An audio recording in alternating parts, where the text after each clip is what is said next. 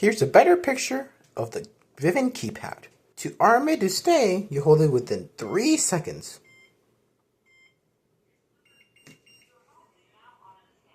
To disarm the alarm system, put in your 4-digit code. To set it away, hold it within 3 seconds. Push the needle firmly. To disarm your alarm system, put in your 4-digit code again. If you ever made a mistake with that, then you can always clear it. Any emergency, hold the button within 1.5 seconds.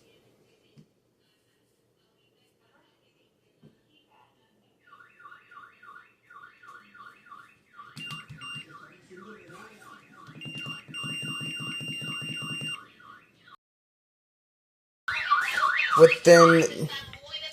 Your home is now disarmed. Your alarm was triggered by keypad. Your alarm has been cancelled. Ready to arm.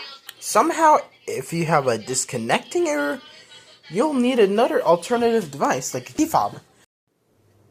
If the device has a symbol that's saying it does not work, use alternative sources.